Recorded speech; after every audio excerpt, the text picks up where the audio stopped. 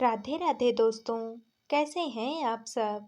आज की कहानी है बड़ी बहू। देवरानी तुम्हारी टिफिन बनाने वाली नहीं है। अरे रचना बहू, आज मेघा घर आ रही है तो उसका भी खाना बना लेना। और सुन, थोड़ा ज्यादा ही बनाना। वो यहीं से टिफिन पैक करा करके ले जाएगी, कहाँ घर जाकर खाना बनाएगी। कहती हुई जमुना जी बाहर अपनी आराम वाली कुर्सी पर आकर बैठ गई, जबकि रसोई में रोटियां सेकती रचना के हाथ वहीं रुक गए। हे भगवान, अच्छी कामचोर बड़ी बहू है इनकी। शाम को आ रही है तो भी घर वालों के लिए खाना बना कर नहीं आ रही।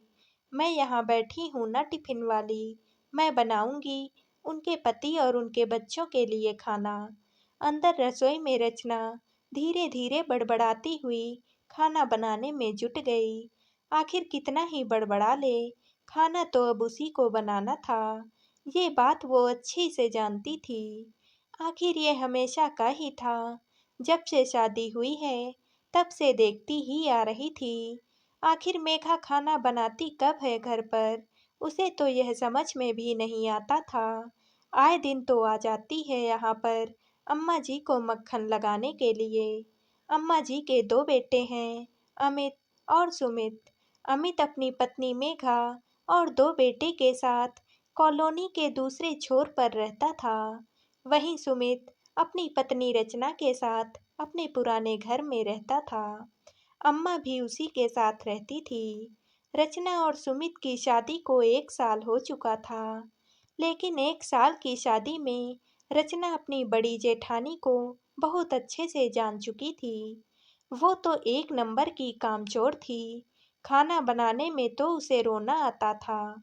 हर 3-4 दिन छोड़कर यहाँ चली आती थी और फिर अपने परिवार का खाना बनवा कर यहीं से ले जाती थी। और तो और अपने बच्चों के जन्मदिन और खुद की सालगिरह तक यहीं पर मनाती थी। कोई भी सेलिब्रेशन हो या तीज त्योहार हो, तब भी सबका खाना यहीं बनता था। और अम्मा जी को ये दिखाई तक नहीं देता था। उन्हें तो लगता है कि बड़ी बहू उनसे बहुत प्यार करती है, इसलिए उनसे मिलने हर 4-5 दिन में आ जाती है। साथ ही साथ हर वीकेंड में कहीं ना कहीं जाती थी तो अम्मा जी के लिए कुछ ना कुछ खरीद कर ले आती थी। ये बात अलग थी कि वो ये सामान वहीं लोकल मार्केट से खरीद कर लाती थी। वो हमेशा उन तोहफों की पट्टी अम्मा जी की आंखों पर बांध कर ही रखती थी। इसी कारण घर का बजट हमेशा बिगड़ा ही रहता। सुमित जहाँ अपने बजट को लेकर परेशान रहता था, वहीं रचना अपने घर के कामों को लेकर। 1-2 बार तो रचना ने कहना चाहा, तो अम्मा जी उससे ही लड़ पड़ी। तुझे क्या पता ये तोहफे कितने महंगे आते हैं। तूने अपने पिता के घर पर देखा ही क्या है। परिवार को एक करके चलना तो तुझे आता ही नहीं है। तू तो जलती है अपनी जेठानी से। खुद को घर संभालना नहीं आता है और घर के बजट बिगड़ने का ठीकरा जेठानी पर फोड़ देती है। इसके आगे रचना ने कहना ही छोड़ दिया। अम्मा जी को ना समझना था और ना ही वो समझी। ये अलग बात थी कि आज तक मेघा ने कभी भी अम्मा जी या सुमित और रचना को अपने घर पर खाना खाने नहीं बुलाया था। यहाँ तक कि जब मेघा अपने मायके जाती थी तो पीछे से उसके पूरे परिवार का खाना रचना ही बनाती थी। जबकि रचना का मायका तो लोकल ही था। वो तो सुबह जाती थी और शाम तक वापस आ जाती थी, इसलिए उसे तो कभी जरूरत ही नहीं पड़ी। लेकिन अब रचना इन सब चीजों से तंग आ चुकी थी। खाना बनाती बनाती अभी भी उसके दिमाग में यही बात चल रही थी कि किस तरीके से अपनी जेठानी को सबक सिखाऊं, कैसे उसका हमेशा का ये टिफिन वाला नाटक बंद करवाऊं और कैसे अम्मा जी की आंखों पर से जेठानी की तोहफे वाली पट्टी हटाऊं। सोचते सोचते मेघा पलटी, अचानक पीछे रखे सिलेंडर से टकराई और गिर गई। गिरते ही उसकी चीख निकल गई। जमुना जी रसोई में दौड़ी दौड़ी आई। अरे बहू, क्या हो गया। कुछ नहीं अम्मा जी, मैं सिलेंडर से टकरा कर गिर गई। देखकर नहीं चल सकती थी क्या? अगर ज़्यादा चोट लग जाती तो फिर खाना कौन बनाता? अम्मा जी के ये कहते ही रचना के दिमाग में यही आइडिया आ गया। उसने मन ही मन सोचा कि अब तो यही नाटक करना पड़ेगा।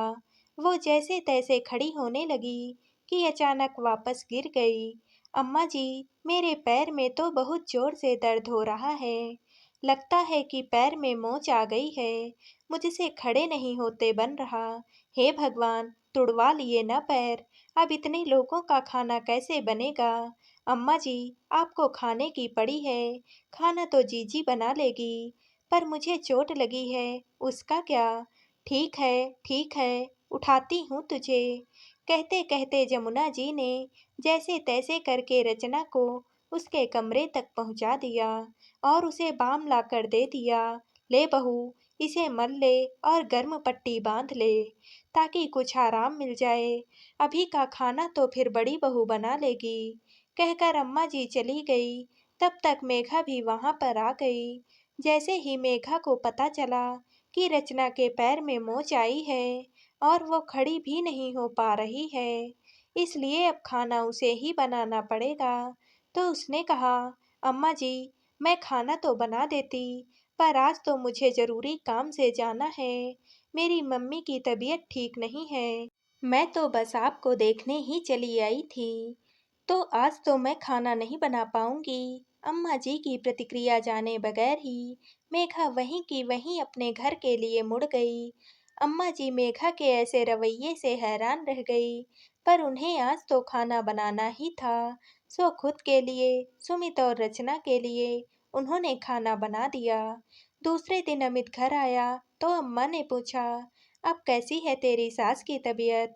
मेरी सास को क्या हुआ है? वो तो बिल्कुल ठीक है। अमित का जवाब सुनकर अम्मा हैरानी से बोली, अच्छा, मेघा कल शाम को गई थी ना उनसे मिलने के लिए? नहीं तो, कल तो हम लोग डिनर के लिए बाहर गए थे। मेघा ने अचानक से प्लान बना लिया था। अमित का जवाब सुनकर अम्मा जी को समझते देर नहीं लगी कि मेघा ने जानबूझकर ऐसा झूठ बोला है ताकि उसे खाना न बनाना पड़े। पर रचना ने 4-5 दिन तक अपना नाटक यूं ही जारी रखा। अब धीरे धीरे अम्मा जी को मेघा की चालाकियां भी समझ में आने लगी थी। मेघा जब बीमार पड़ती थी तो रचना उसके और उसके परिवार के लिए खाना भेज देती थी। लेकिन यहाँ तो रचना को बिस्तर पर पड़े हुए इतने दिन हो गए, एक बार भी मेघा ने अम्मा और सुमित के लिए खाना नहीं भेजा। यहाँ तक कि देखने तक नहीं आई। एक सप्ताह बाद जब रचना अपने पैरों पर खड़ी हो गई तो मेघा घर पर आई। उस समय रचना रसोई में खाना बना रही थी। तो मेघा ने कहा, अरे वाह, आज तो रचना खाना बना रही है। चलो, आज तो मैं अपना टिफिन पैक करवा करके ले जाऊंगी। आखिर रचना के खाने को हमने बहुत मिस किया है। उसकी बात सुनकर रचना के हाथ वहीं रुक गए। लेकिन अम्मा जी बोली, माफ करना बड़ी बहू, देवरानी तुम्हारी टिफिन वाली नहीं है। इतनी भी कामचोरी अच्छी नहीं होती है। अब से अपना अपना खाना खुद बनाओ। अब से किसी का टिफिन पैक होकर नहीं जाएगा। अम्मा के कहते ही मेघा को तो जैसे सांप ही सूंघ गया।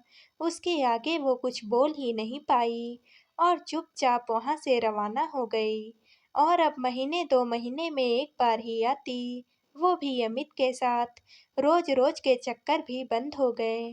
तो दोस्तों, आप सबको ये कहानी कैसी लगी कमेंट करके ज़रूर बताइएगा। और कहानियों से जुड़ने के लिए चैनल को लाइक शेयर सब्सक्राइब करना ना भूलिएगा। कल मिलते हैं एक और नई कहानी के साथ। आप सभी का बहुत बहुत धन्यवाद।